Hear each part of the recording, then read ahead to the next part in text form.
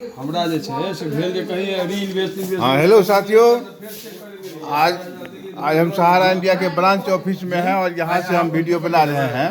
और ये है हमारे डीओ साहब। सहारा प्रणाम सर। क्या आज का क्या हालत है, मतलब क्या बहुत बढ़िया है सर। डेली का खाता खुलना आरंभ हुआ है या कुछ कैसा कुछ कहेंगे? बहुत बढ़िया खुल रहा है। तो अभी हमारे दर्शकों को कुछ कहना चाहेंगे आप? जी सर, अच्छा होने जा रहा है और खाता लगभग जो हम लोग टारगेट बनाए हुए थे उसमें लगभग अचीव कर लिए हैं। 80 खाता खोल चुके हैं। ठीक है, बहुत बहुत धन्यवाद। ये हमारे फील्ड वर्कर श्री दिलीप कुमार सिंह जी, कुछ बोलेंगे? सहारा प्रणाम तो कम से कम करिए। सहारा प्रणाम सर, ध्यान रखिए। हाँ, क्या कुछ कहेंगे आपको? कैसा लग रहा है फील्ड में? आपको दिक्कत है? फील्ड में सर थोड़ा परेशानी है पेमेंट के लेकर। हाँ, लेकिन अब नया खाता खुलना शुरू हो गया। नया खाता खोल रहे हैं। हाँ, आज भी और सहारा प्रणाम।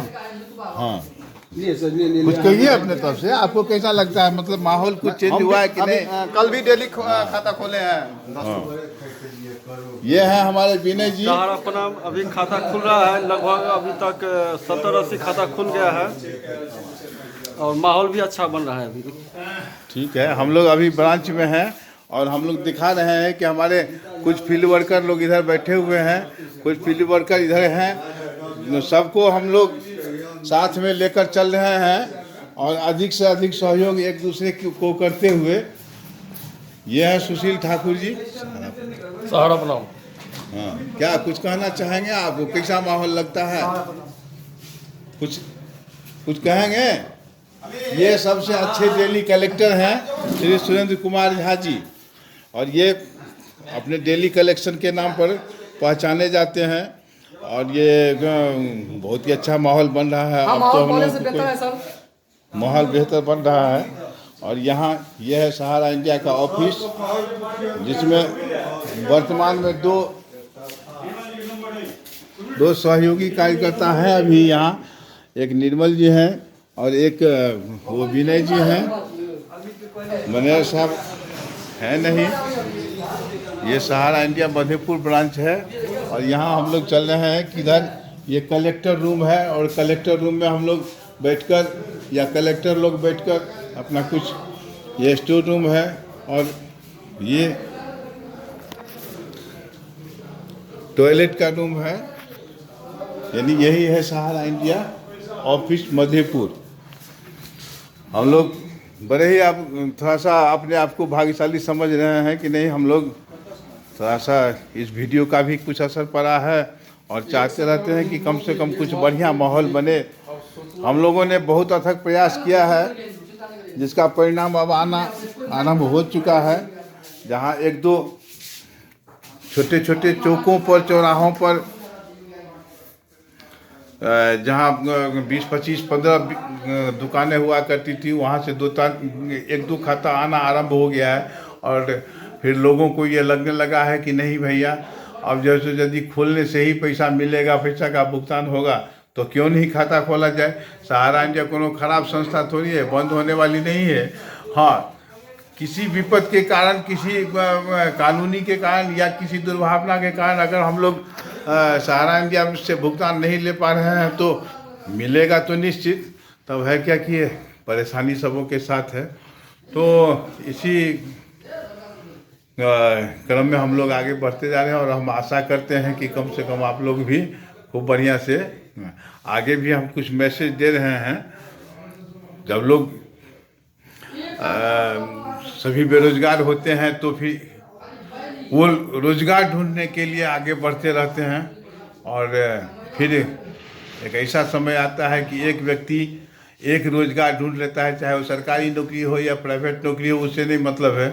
लेकिन एक व्यक्ति रोजगाररत होने का कारण है, का मतलब है, कारण नहीं, उसका मतलब ये होता है कि एक व्यक्ति मतलब एक परिवार, उनके बाल बच्चे, उनके पढ़ाई लिखाई, शादी विवाह, मकान भवन इत्यादि जो कुछ भी बना सकते हो बनाने के लिए वो लोग चाहते रहते हैं, या सभी चाहते हैं, हम भी चाहते हैं।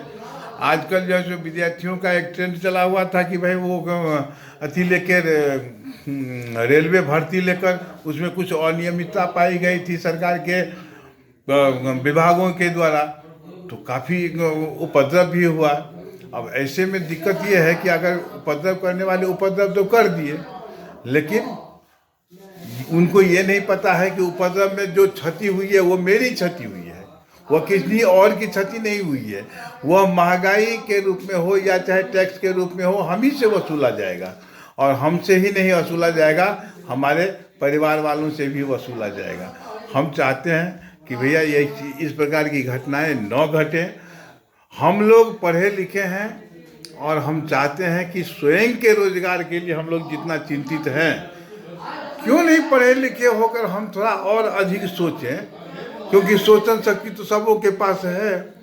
तो अगर हम एक व्यक्ति अकेले के रोजगार के बारे में सोचते हैं, तो क्यों नहीं हम अकेले व्यक्ति किसी ऐसे रोजगार का सृजन करें जिसमें 2, 4, 5 लोगों को भी हम रोजगार दे सकें। बहुत प्रकार के उदाहरण हैं, बहुत क्या। अब एक आध उदाहरण करें क्या, मतलब पेट्रोल पंप पर डालते हुए पेट्रोल डालते हुए आदरणीय धीरू भाई अंबानी जी ने एक स्टेटस खड़ा कर लिया। घनश्याम दास बिरला के पास कुछ नहीं था, वो अरबपति हो गए। बिल गेट्स के पास कुछ नहीं था, वो कम पढ़े लिखे व्यक्ति थे, एक सॉफ्टवेयर बनाने के कारण आज। तो बहुत सारे ऐसे उदाहरण हैं, इनको हम इतना देख तो नहीं सकते हैं और इतना हम कह भी नहीं सकते हैं। फिर भी अब आगे की बात को फिर हम देख रहे हैं कि अगर हम चाहें तो एक निरक्षर व्यक्ति भी बहुत लोगों को रोजगार दे सकते हैं, एक साक्षर लोग भी रोजगार दे सकते हैं। लेकिन अगर वही निरक्षर और साक्षर दोनों मिलकर किसी दूसरे पर डिपेंड हो जाए कि हमको रोजगार चाहिए, तो फिर पासा पलट जाएगा। एक मूर्ख व्यक्ति किस प्रकार से किन्हीं को रोजगार दे सकते हैं, इसका एक ज्वलंत उदाहरण है कि जो मकान बनाने वाले मिस्त्री होते हैं, जिन्हें लोग राज रजा कहते हैं, वो अपने साथ 2-4 लोगों को भी रखते हैं और फिर वो 2-4 लोग मिलकर या 5 लोग मिलकर किसी भी मकान का निर्माण करते हैं और उनसे उन लोगों को रोजगार मिलता है। दूसरे ये हैं कि अगर वही मिस्त्री थोड़ा सा और बुद्धि लगाता है तो वो 2-4-5 मकान का ठेकेदारी ले लेता है, तो एक साथ में वो 100 लोगों को रोजगार देता है। हम लोग भी रोजगार सृजन कर रहे हैं, हम लोग भी रोजगार देते आए हैं, दे रहे हैं। इतने ही अकाल में, इतने ही लॉकडाउन में हमने कितनों को रोजगार दिया है, यानी कितने लोगों को इस परिवार से जोड़ा है। अभी अगर संकट के समय में हम लोग कुछ पिछड़ रहे हैं, इसका अर्थ यह नहीं हो जाता है कि हम रन छोड़ रहे हैं या हमारी कंपनी की स्थिति बर्बाद हो गई है या फिर कंपनी बंद हो रही है। ऐसा कुछ भी नहीं है। अंतर ये है कि हम थोड़ा पिछड़ रहे हैं, वो कानूनी रूप से, उसको भी ठीक कर लिया जाएगा।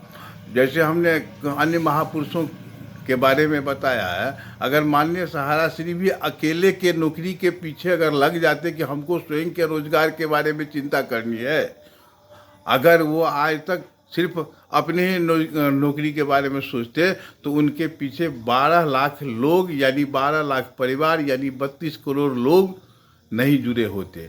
यह एक अलग बात है कि हम अभी भी पिछड़ रहे हैं, और पिछड़ने का सिर्फ एक ही कारण है कि 73 दिन के लॉकडाउन में हम पीछे हो गए, हमारे जमाकर्ता पीछे हो गए। सम्मानित जमाकर्ता लोग अभी भी अगर आगे आ जाए तो उनका भुगतान हो तो जाएगा ही, साथ ही साथ ऊपर से हम अगले भुगतान के बारे में निश्चिंत अभी से हो जाएंगे, वो भी निश्चिंत हो जाएंगे, क्योंकि उसके बाद जो पैसा आएगा सो उन्हीं के भुगतान में जाएगा। अब इसके पश्चात जो है सो हम ये एक बात कहना चाहेंगे कि यदि हम इतने रोजगार सृजन कर सकते हैं, तो हम क्यों नहीं अपने अपने क्षेत्रों में जाकर के अपने अपने सम्मानित जमाकर्ताओं से मिलें और फिर उन लोगों का आशीर्वाद प्राप्त करें पुनः। हाँ, हो सकता है कि कुछ संकोच होता होगा कि भैया जब हमने इतने लोगों का भुगतान नहीं किया है, फिर इतने लोगों को हम कैसे कहेंगे। तो ये बात सही है, ठीक है। बाकी अगले वीडियो में भी हम कुछ ऐसे बतावेंगे। प्रत्येक ब्रांचों का माहौल कुछ चेंज हुआ है। सम्मानित जमाकर्ता ही सोचे हैं, हम लोगों ने तो हल्का फुल्का प्रयास किया है मत, किंतु सम्मानित जमाकर्ता लोग सोचे हैं कि नहीं, जमा करने से यदि कुछ घाटा नहीं है, पैसा मिलेगा ही, कंपनी बंद नहीं हुई है, तो फिर वो लोग जमा करने का जो है सो अपने अब जहाँ कहीं भी एक बाज़ार था, घना बाज़ार, वहाँ से 2 4 5 खाता आना शुरू हो गया है। अब डेली कलेक्टर लोगों को लोग बुलाने लगे हैं। अब इसके पश्चात जो है सो एक खाताधारी को देखकर दूसरा खाताधारी, दूसरे को देखकर 5 खाताधारी, 5 को देखकर 25 खाताधारी। हम लोगों को चाहे समय जो भी लगे, हमने जो 94 दिन का समय लिया है उतने दिनों में हम उनका भुगतान करेंगे ही करेंगे, यही मेरा वादा है। हम चाहते हैं कि सभी सुखी रहें। सर्वे भवन्तु सुखिनः, सर्वे सन्तु निरामया, सर्वे भद्राणि पश्यन्तु, माँ कश्चित् दुख भाग भवेत्। इस मंत्र को हम लोग जपने वाले हैं, मानने वाले हैं, फिर हम पीछे कहाँ हट रहे हैं? हम कहीं से भी पीछे नहीं हट रहे हैं। हम हमेशा आगे रहे हैं, बढ़ चढ़ कर हिस्सा लिया है हमने, बढ़ चढ़ कर हमने सबों को समझाया है, सब लोग तत्पर भी हैं। आवश्यकता है, कुछ समय परिवर्तन हुआ है तो कुछ न कुछ तो उसका असर पड़ेगा, और असर अब धीरे धीरे अब छटने लगा है। अब सकारात्मक असर पड़ने लगा है। लगभग 40 ब्रांच से फ़ोन आया है कि नहीं 2 4 खाता खुलना आरंभ हो चुका है, और अगर ये 2 4 की प्रक्रिया लगी रही तो हम लोग 100% इसको अचीव भी नहीं कर पाएंगे, बल्कि उससे आगे भी चले जाएंगे। कोई किसी का कोई दिक्कत नहीं होने वाला है, सब कुछ सब ठीक होने वाला है। अब आप लोग थोड़ा सा और धैर्य रखें। बहुत शीघ्र, अति शीघ्र हम लोग इस दुर्गम